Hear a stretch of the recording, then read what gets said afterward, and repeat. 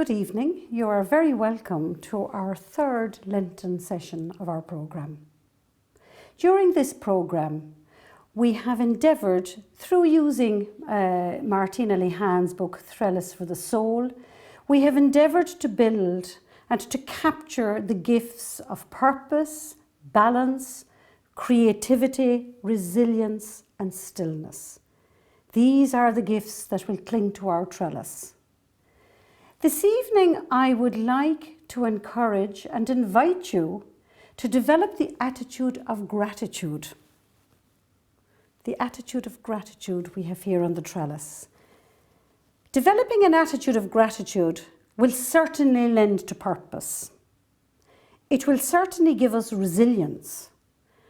It will certainly help us to find meaning in life.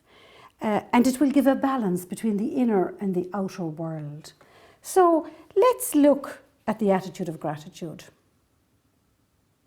Start each day with a grateful heart. Psalm 107 says, "Give thanks to God, for He is good. His faithful love lasts forever." This was a psalm written many, many, many years ago. Give thanks to God, for He is good. His faithful love lasts forever. Psalm 107 is the essence of positive psychology in today's world. That is the core of positive psychology. We strive to build resilience, develop emotional intelligence, and look for the mental strength to cope with life's challenges. This is really, the world is striving for this today. We engage in self-help programs. We purchase volumes of self-help books and audios on the assumption that we can buy or read our way into inner peace. Unfortunately, inner peace is not that simply acquired. The lived experience of COVID-19 has brought opportunity. I said this on my very first session. There is always opportunity with crisis. And what opportunity has COVID-19 given us? It has certainly brought the reality and the opportunity of understanding that nothing in life is permanent. Particularly nothing in that outer world. The outer world of work, travel, dining out, shopping, entertaining. That external world and all its activities, roughly 1 year ago, came crashing down overnight. We have learned that.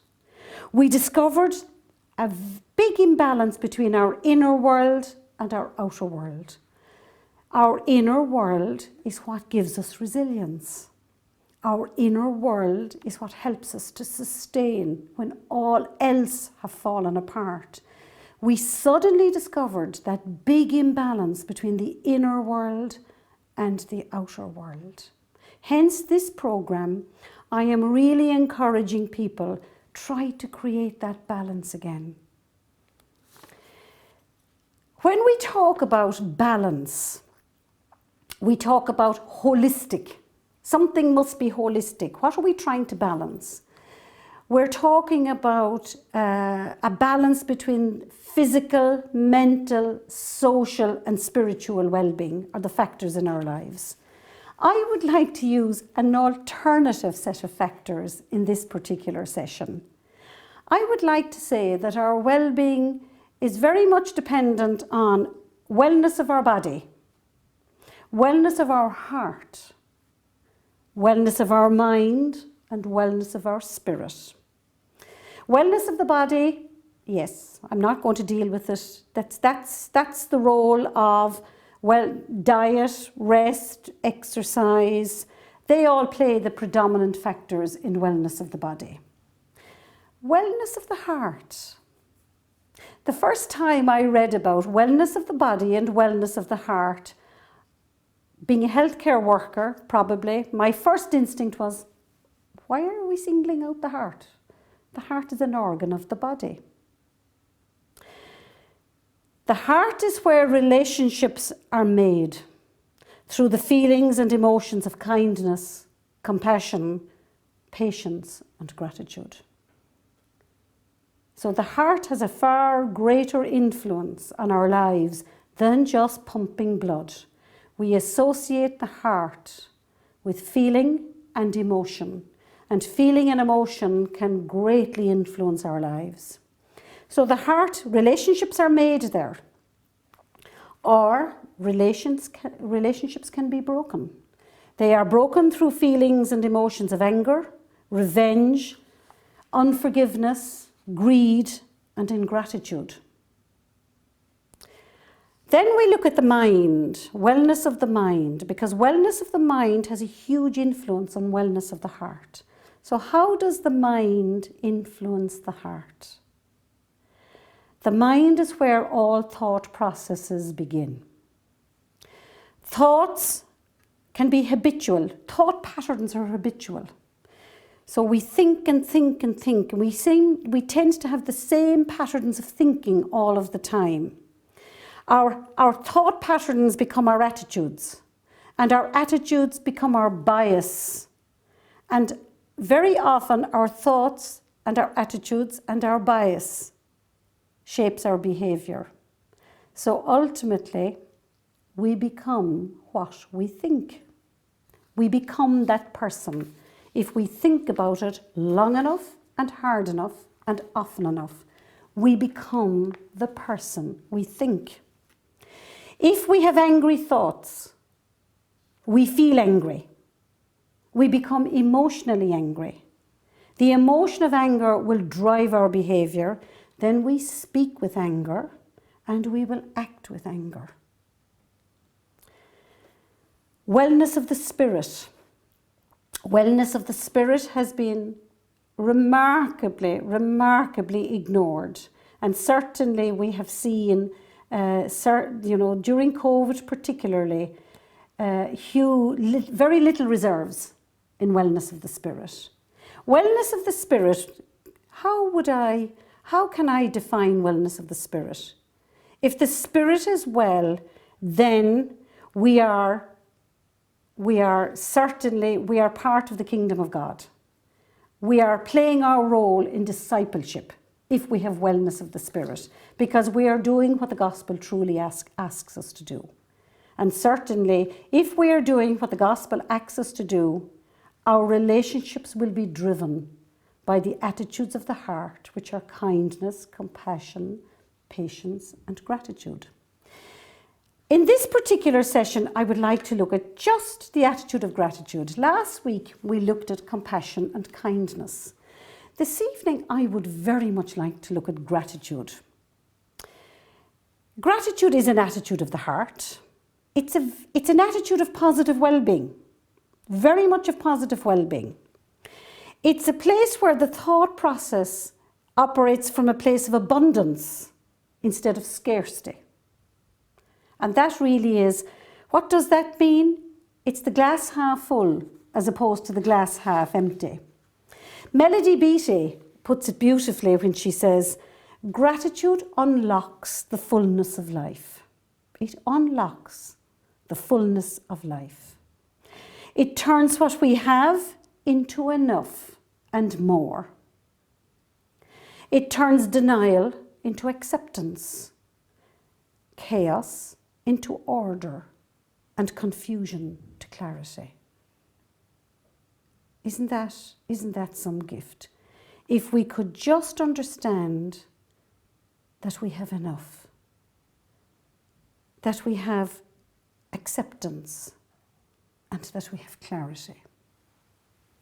Expressing gratitude as a positive has a very positive effect on our well-being. And again, the research studies are huge studies. Numerous studies have been done on what gratitude can do in relation to our psychology.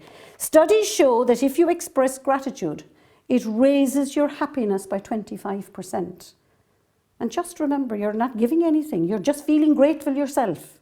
It can raise your sense of happiness by 25%. However, reading a self-help book looking at a video, or indeed listening to Ber Mulcahy in this session is not going to work.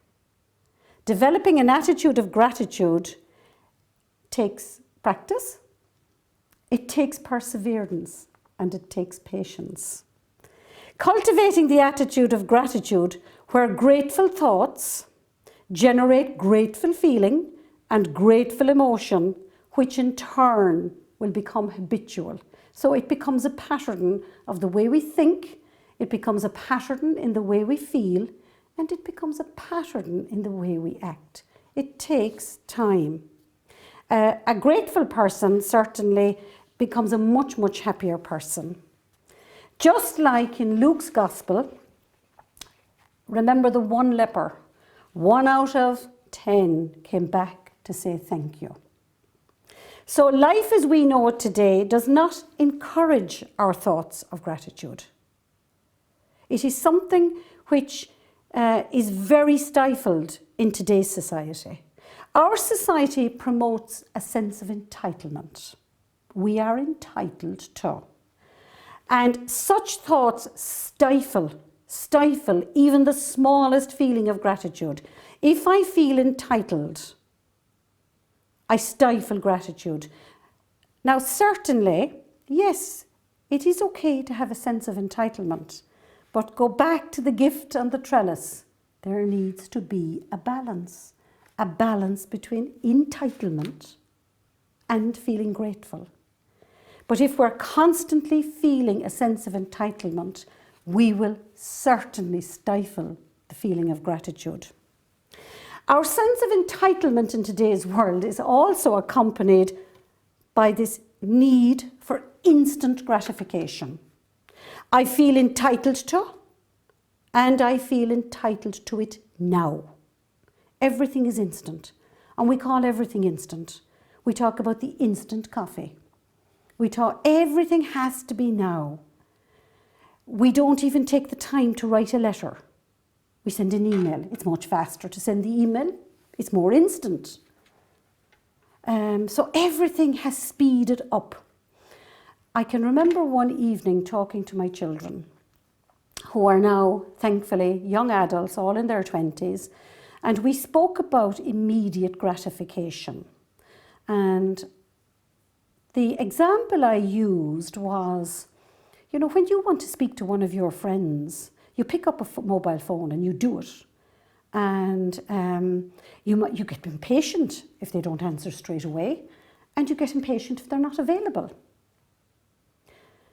I can remember recalling to them when I wanted to ring a friend during my teens, I had to walk 2 miles to a phone box.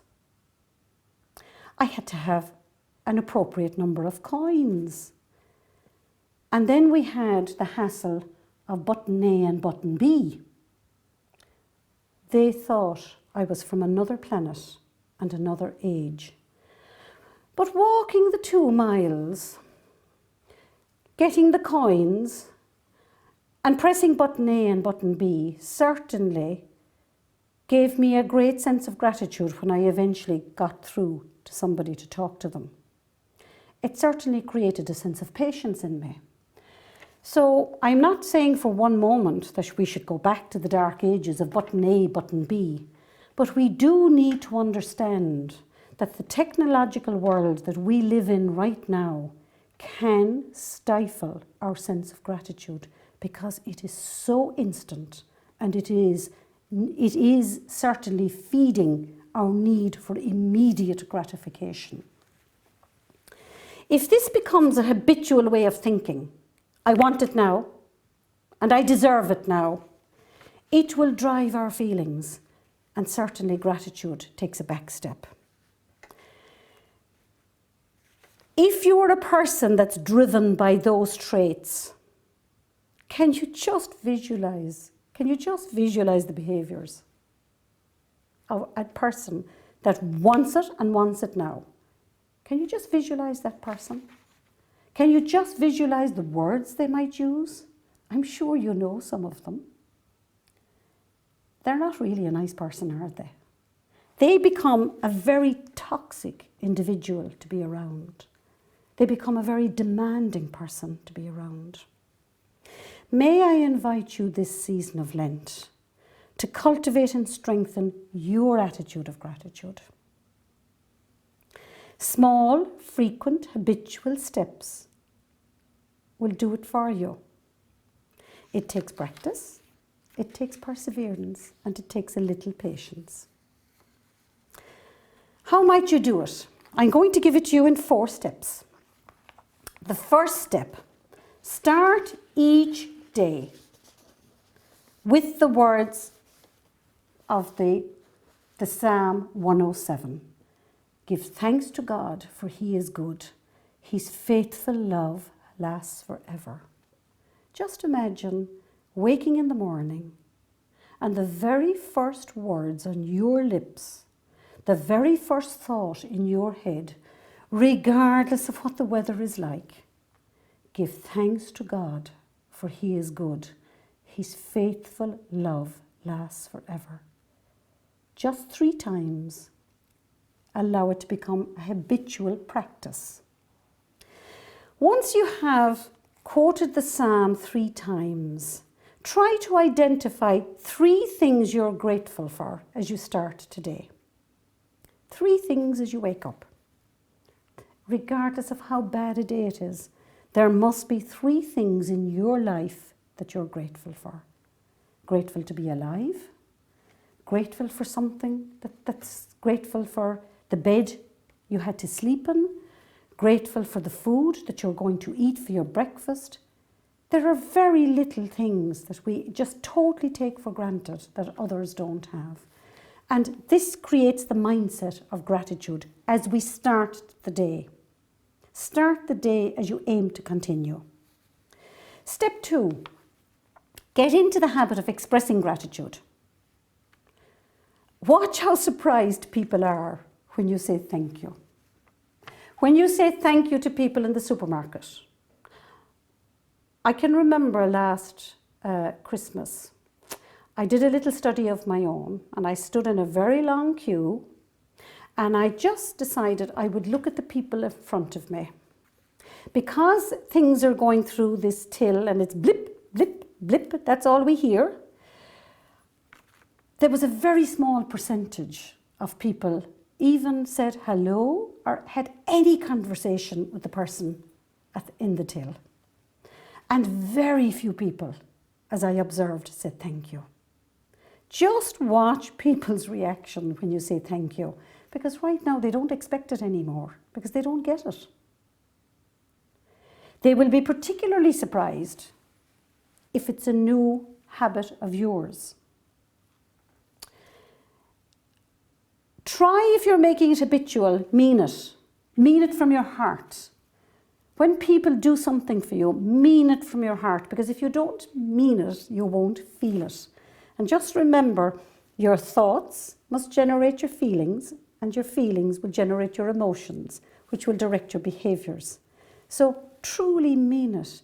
If there is somebody taking the time to help you with your shopping, is there somebody taking the time to fill your car with petrol or diesel or whatever, take the time to say thank you rather than just taking it for granted, that it's their job to do it. Make an extra effort to express a thank you. If somebody does something for you, take the time to pick up the phone and ring them and say thank you. Send a card to say thank you. Send a text to say thank you. Just get into the habit. We do need to get into the habit of saying thank you. Develop what I call a pleasant event or a gratitude awareness. And when we are teaching the MBSR program in mindfulness, on week 3, we ask the participants to do a pleasant event calendar. And each day during the week, their homework is to identify a small, pleasant event which they're grateful for.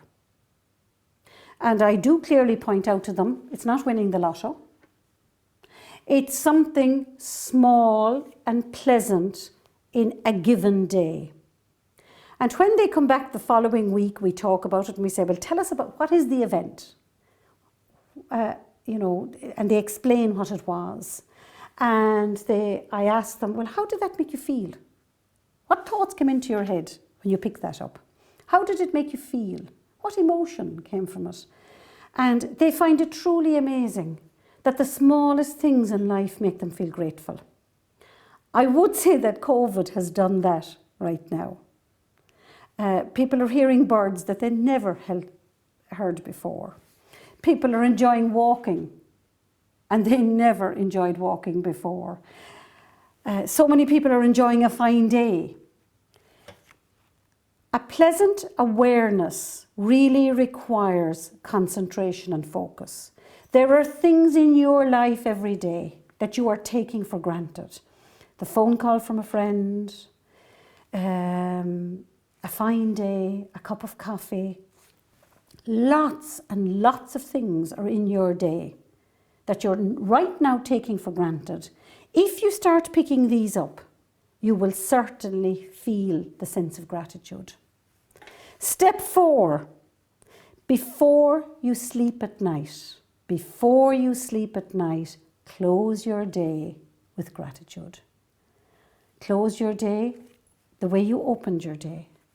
Try to identify just 3 things you're grateful for today. Just 3 things. There's probably many more, but just 3. And once you have identified 3 things you're grateful for today, close your day as you began it. Give thanks to God, for He is good. His faithful love lasts forever. Close your day as you opened it with your God, whose love lasts forever. A grateful person is a happy person. A grateful person is very nice to know. You're more inclined to do something for a grateful person than somebody who is just demanding. A grateful person is a Christian person. A grateful person certainly is nice to be around. And using the words of Martina, our gratitude and compassion create vibrational healing ripples around us.